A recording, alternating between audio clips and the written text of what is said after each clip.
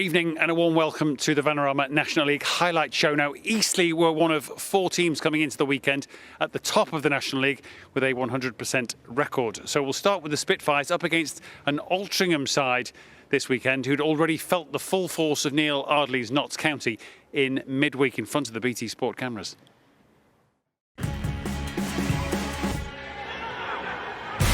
Brilliantly done by Kyle Wootton.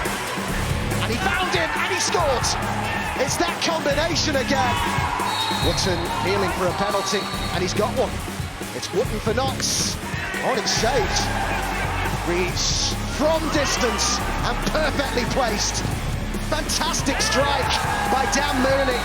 They finished it strongly, Altrincham, but job done for Notts County. I think we found out what the best in the league looks like, so to lose 3-1 away from home, listen, we'll take a lot of heart from the performance.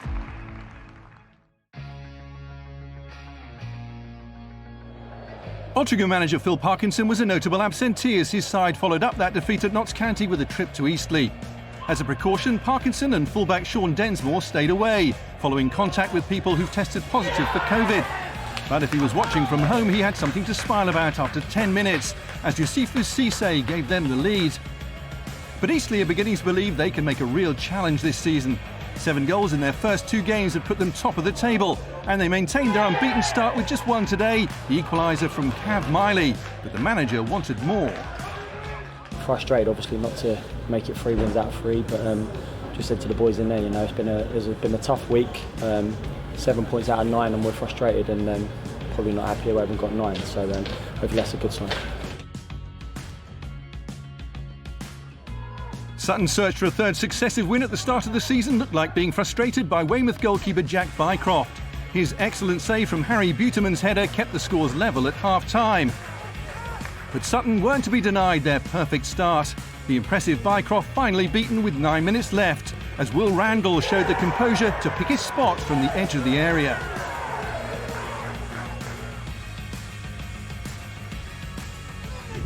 Maidenhead's tough start to the season showing no signs of improvements.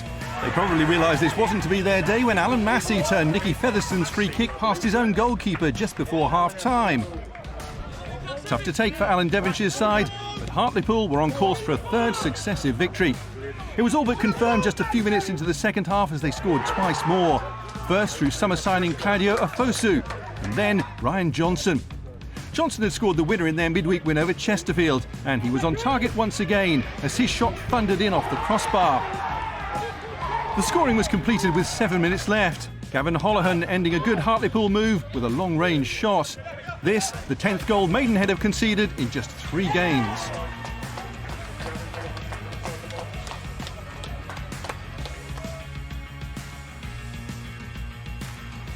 It took Chesterfield just 4 minutes to make the breakthrough against Woking, as Jordan Cropper's long throw was met by the merest touch from the head of Tom Denton, who's now scored in each of his team's last 5 matches. Woking had started the season with successive victories, and they were still in with a chance of returning home with something until the final few minutes, when a flurry of goals gave Chesterfield a comfortable-looking victory. It was 2-0 after 84 minutes, Luke Rawson the scorer, and 3 minutes later, Alex Kiwomya marked his return for a second spell at the club with the home side's 3rd. But perhaps the key contribution came from Rawson. The 19-year-old was born in Chesterfield and scored his first 2 goals for the club.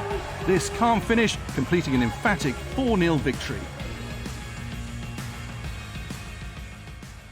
Yeah, good win for John Pemberton's Chesterfield. We'll see them live on BT Sport next Saturday. But Kevin Lisby, let's perhaps start our look back at some of those goals with the win for Sutton. An excellent late finish, I think it was, from Will Randall. Bit of composure to get the win at Weymouth and maintain their 100% start. Yeah, looking at that goal, there's a lot of bodies in between him and the goal, and he's managed to sneak it into the corner. Really composed and vital win for them, and yeah, it was a great finish. No, it was indeed. I think they've only lost 2 of the last 20 across, obviously, the 2 seasons. Yeah. We see ping balls around, but it's a cool finish, that. Yeah, great finish. I mean, a lot of people would lash at that. He seems to just side-foot it and with a bit of composure in it, and it's a really good goal. Yeah, one of the other teams that obviously came into the weekend, I mentioned at the top of the show with the 100% record, were Eastleigh. Yeah. Went behind today, but got themselves level. And again, it's a bit of composure after a bit of pinball wizardry in the area. Cav Miley with the finish. Yeah, it looked like there was a few blocks in there. Good good defending at key moments, but when it comes to him, he seems to be nice and composed, and he just rifles it in the back of the net. I mean, as the first one, there's a lot of bodies there, so that's a good finish also. Yeah, it is. Speaking of good finishes, I think obviously Altrincham, we saw in midweek, finished up playing without manager and one of their players because of both being in the proximity, obviously close contact with folks that have tested positive for COVID. And this is probably a problem now that's going to run this season, as long as the virus is obviously ticking up as it is at the moment. Teams, despite their best efforts, are going to run into problems like this. Yeah, I think managers have probably spoken to their players now, and they've all told them, like, it's going to be a squad game. You're going to need everyone, because as you say, all it takes is one person to be in contact, or 2 or 3 people. So I think the whole squad have to make sure that they keep themselves fit, because I think throughout this whole year, I think the whole squad's going to be needed. So I think every club at some point are going to have to deal with it. So I think it's about how you deal with it and not get too concerned with it. Yeah, difficult obviously for Phil Parkinson and Sean Densmore, the manager and player at Altrincham, who are unable to travel for those reasons. So obviously hope they're okay, and obviously those that they were around recover quickly after that positive test. Now, talking of good finishes, Hartlepool, who've started really strongly, again having finished last season under Dave Challoner, the relatively new manager, well. Gavin Houlihan, the 4th of 4 goals today, and it's an absolute humdinger of a strike, this. Yeah, I mean, like, it's the 4th goal, and I suppose they're 3-0 up, so he thought he's going to have a goal, but look, that's a great finish, and it looks like it's gone in the top-hand corner, and give them all 3 points, but that's probably the goal of the match. Oh, well, I would hope so. I haven't seen the other 3 actually just yet, but that looked like a belter to me. I guess you'll tell me as a striker, when you're feeling good and you're 3-0 up, you can take those on, and there's a bit more relaxation in your body. Yeah, you could see that he looked nice and confident with himself. He kept his body over the ball, and he got a clean strike. But as you say, if you've got 3 goals, then I'm sure everyone else would have told him to shoot, and he's shooting. And if you don't shoot, you don't get a goal. And fair play to him, because that is a great goal. I've shot plenty of times in my younger days, and it never went in the top corner like that. But that's another story. On to our next roundup. Tom Skipping has the details. We start with Wrexham's trip to Yeovil. 1 win, 1 defeat, a mixed start for Wrexham, but one of their 11 new signings soon made his presence felt at Hewish Park. Kwame Thomas sliding in for his first league goal for the Dragons since arriving from Burton. It was a lead Wrexham really should have extended in a dominant first half, and they created the better openings after the break too. Substitute Elliot Durrell denied by the fingertips of Adam Smith. All 4 of Yeovil's goals so far this season have been scored in the second half, and as they pushed for an equaliser, they were almost picked off again. Jordan Ponticelli's break, rather wasted by Paul Rutherford. The Glovers drew 3-3 with Wrexham last November, and Rhys Murphy scored a hat-trick. This time he couldn't deliver the one they needed to snatch their 3rd point of a frustrating first week. The 2nd win for the Welshman, which should maintain that interest from Hollywood. Stockport fought back from 1 down at home to Halifax midweek to take all 3 points, and they took until 10 minutes after the break to open the scoring against Dover. Half-time substitute Alex Reid drawing a foul from Josh Bexon. And the Dover keeper couldn't redeem himself as John Rooney slammed in the penalty, his first for the club since joining from Barrow. Reid will be pushing for a starting spot for the trip to Wealdstone on Tuesday. 10 minutes after winning the penalty, he made it 2-0 to continue Bexon's difficult debut. Just like Rooney, that was his first for the club. And there was a final flourish from Jim Gannon's men as Rooney made it 3-0 in added time. Back-to-back wins for County after an opening day defeat. For Dover, it's the other way around, as they've now lost 2 on the bounce. A rare goal from defender Byron Webster put Bromley on course to follow up their opening win over Dover at Hayes Lane, but Torquay hit back just past the hour through Plymouth Argyle loanee Adam Randall. And after finding a stoppage-time winner to beat Stockport last Saturday, the Gulls left it late again. Joe Kizzy's challenge on Gary Warren, giving the visitors a penalty in the 92nd minute. Hugely experienced Danny Wright kept his nerve from the spot, but all this late drama really deserves a crowd to see it. Well, indeed, Tom, and obviously we would love to have the crowds back. We hope at some stage this season we get that. At the moment, obviously, clubs able to play with the financial support from the government that runs until Christmas. We'll see what what the picture looks like then, Kevin. But the good news from a Wrexham point of view is that they're obviously hoping money-wise that Hollywood's going to rise to the rescue in the next few weeks. If they keep winning, you'll attract the superstars like Ryan Reynolds, won't you? Yeah, I suppose, as you say, if you keep on winning, then I'm sure you'll have more of an interest in the club because there's a chance of them getting up. But it's a good win for them away from home. A 1-0 win's always good for them. Yeah, we understand the investors to make their presentation to the obviously fan-owned club as it stands. But Kwame Thomas with the winner today at Yeovil. Of course, they lost to Solihull in midweek, Wrexham, but back to winning ways today. Good little finish at the far post. Yeah, right place, right time. Yeah, that's someone that wants to score a goal. You can see that even though the ball's gone across the box, he's anticipated it and he's got himself in there.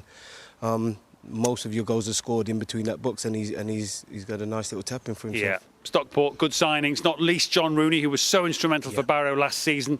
Wayne's brother, and two first goals for the club. Obviously, a penalty spot you'd expect a player of his quality to score, but the last goal's very good. Yeah, even from the penalty spots, they're harder than people think. He's waiting for the keeper to go down and he's put it the other way. But yeah, it's a convincing win, and they're one of the teams that I've obviously got to go up. This is good, isn't it? Yeah.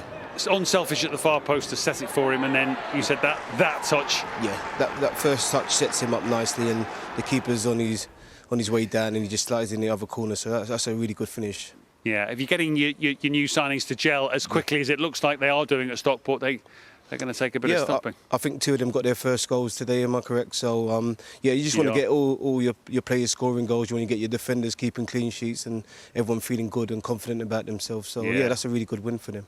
Number of the fancy teams starting the season pretty well, and delighted, of course, that the season is underway. More from Kevin very shortly, and next we'll have a little look at what happened here at Victoria Road in East London with Dagenham and Wealdstone going head-to-head in the tea time game that we've had live for you. It was hard work at times, but someone came out victorious. Highlights of that one next.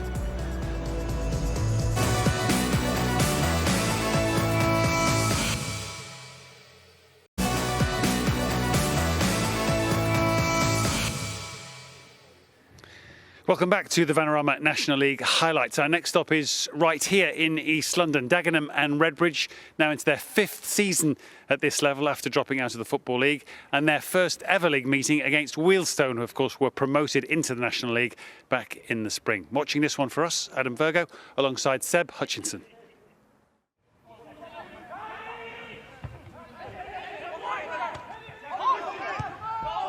Wealdstone laying it off.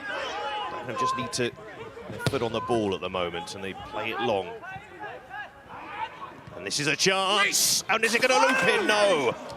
Well, that was close. And Balanta, and in one fail swoop, they were almost behind. When he puts the thumbs up, but he knows that this is a massive opportunity. Just allows the ball to bounce. And you certainly feel the number 10 is in pole position.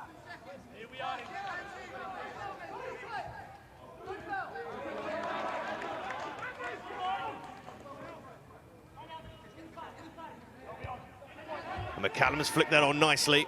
And Balanta's in here. Just test the goalkeeper instead. Beated that one away. I say 9 times out of 10 when Paul McCallum flicks the ball on, just gamble. Angelo Balanta does that brilliant. Just comes in off the line nicely, just off Mendy. Angle's always working against him.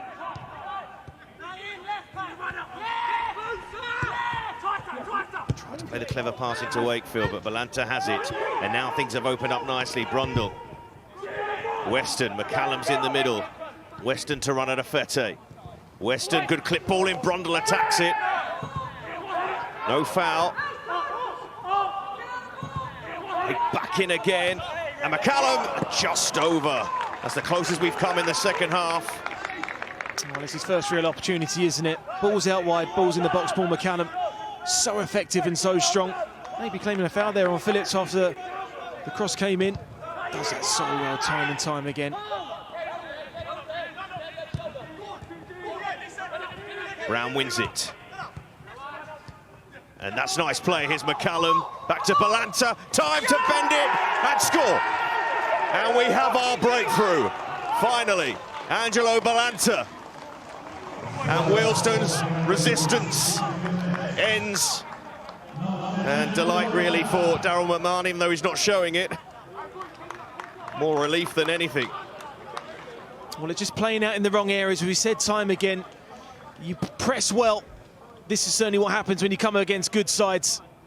It's a well-executed finish there from Angelo Balanta. Great ball round the corner, great link-up play all round. Great little first touch there, and he just bends it round Phillips into that bottom corner.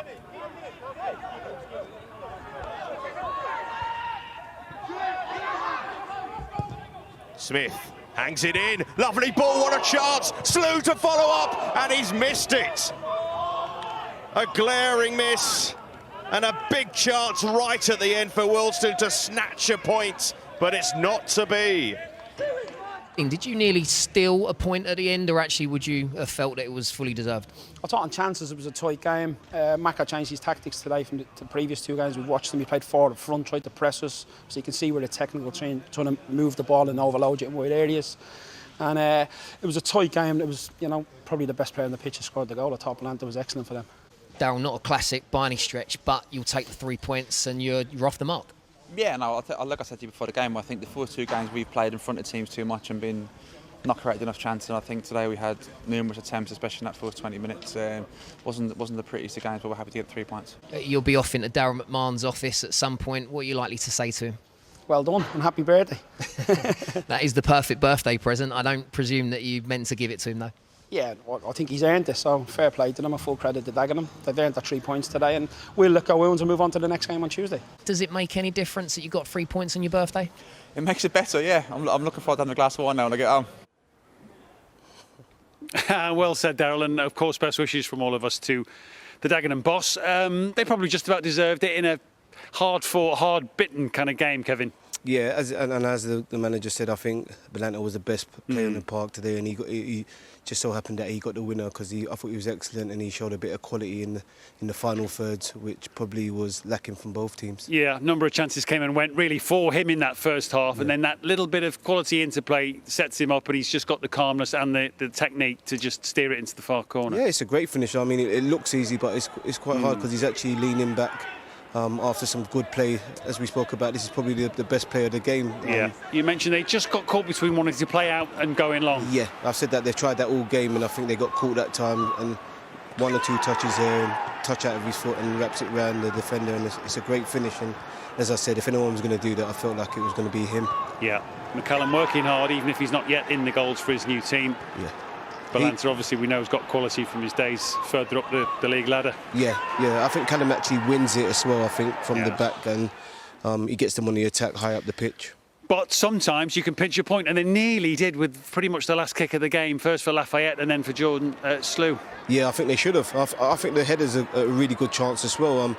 I think the big man at the far stick, I think if he headers that back across goal there, as you see, if he headers it back across from where it comes, he scores, and then obviously it comes back, and if he keeps that down, that's a goal as well. I think they'll be disappointed in those two chances because they're really good chances, probably the best chances of the game. Yeah, he's put his hands on his face, and you can see why. Lafayette with the first chance, then Jerome Slew with the follow-up. Yeah. Just leaning off it. Yeah. You wouldn't have done that, would you?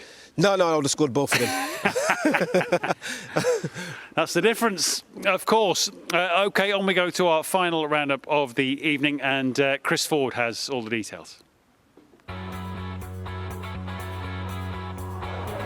These sides last met in July for the playoff semi-final, and Notts County ran out comfortable winners on that day. Cal Roberts was on the score sheet then, and he provided the opener here. Kyle Wootton teeing him up with just 14 minutes on the clock. Just a few minutes later, it was 2-0 to the Magpies. This time the roles were reversed, with Roberts turning provider for Wootton, a third goal of the week for the striker on the eve of his 24th birthday. Enzio Baldovine had been told to raise his levels by boss Neil Ardley this week. He'd shown his manager enough to win back his starting place and completed a dominant 10-minute spell for the home side, making it 3-0 with just 23 minutes gone. The Bees pulled one back on the stroke of half-time through JJ Hooper. That would have at least offered a glimmer of hope to Peter Beadle's side, but there would still be plenty for the Barnet gaffer to put right during the break. The manager's words of advice eventually came good half an hour into the second half. Sub Josh Walker with a direct run and shot, but Sam Slocum could only parry into the path of Hooper, who claimed his second of the match. It was a nervy final 15 minutes for County, who secured the points in the 90th minute. Michael Doyle, easily the most experienced player on the pitch, rolling back the years, the 39-year-old making it look a more comfortable win than it was for the home side. A trip to Fortress Meadow Park for Halifax Town.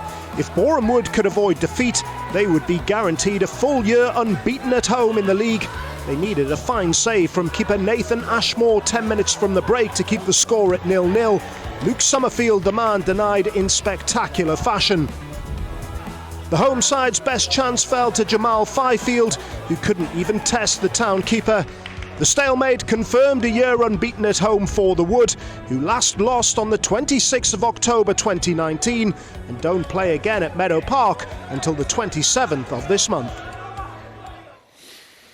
Now, apologies to Solihull Moors fans after their excellent 5-0 win over Kings Lynn today. A technical problem means we haven't been able to bring you those goals in this evening's highlight show. Hopefully we'll have them for you on Monday in our live coverage of Wrexham Maidenhead. So apologies to the Moors fans. Kings Lynn fans, by contrast, probably are pretty happy not to see their team concede 5 today. But obviously from us, sorry to the Solihull fans that would have loved to have seen those 5 goals, hopefully on Monday. What we did see is Notts County knock up another excellent win in the end, 4-2 over Barnet. I watched them midweek, very impressed. Kev, they are clearly going to be amongst the contenders. Yeah, I mean, from the beginning of the season, I would have said Notts County to be the favourites. And looking at that display today, some really good finishes and the way he drives with the ball here and the final. Yeah, that's the final Callum pass Roberts, who's top quality, and Enzio Baldwin. He's an interesting character. You heard in the roundup there that the manager Neil Ardley's asked him to raise his levels. He's a talented boy, but he's a bit of a maverick. Sometimes there's a bit of carrot, bit of stick from a boss to get the best out of a player. I think the manager's well and he's right to tell these players to raise his game, especially if someone like that who can change the game. And you look at that goal and you think you should be getting more goals like that, because that's a really hard finish. So I think the manager's done well to tell him to raise his game. Yeah, and Michael Doyle, 39. Apparently he gets very irate when people tell him he's nearly at the end. You play till 41, he's got 2 more years. Yeah, well, looking at him score that goal, I was ready to put my boots back on. It's great to see him still out there and still getting up and down the pitch and still scoring. While you goals. can, you should. Exactly. As you say, a long time retired, don't they say? Definitely. OK, let's have a quick check on the National League table, top and bottom. Obviously early days, but just starting to see a bit of quality emerge towards the top. Certainly Dave Challender's Hartlepool and Matt Gray's Sutton lead the way on 9 points. Then Ben Strevens and Eastleigh on 7, a raft of teams on 6, including Wrexham, who we'll see on Monday. Probably not worth getting panicked if you're down at the wrong end at the moment. Obviously we include for the time being Macclesfield news from them on Monday that will probably mean they resume in a new form next season. We shall see what Monday brings, but Maidenhead and Aldershot looking for their first points of the campaign. Maidenhead will see them at Wrexham on Monday. As mentioned, that's a 7:30 start on One for us on Monday evening, Wrexham and Maidenhead. And we're back next Saturday with more live coverage. That from Chesterfield, Stockport the visitors, so that's a cracker to look forward to with 2 sides in form, if anything, is today to go by. Thank you very much to Kevin. Let's go and get warm. Thanks for your company. See you soon. Night from us.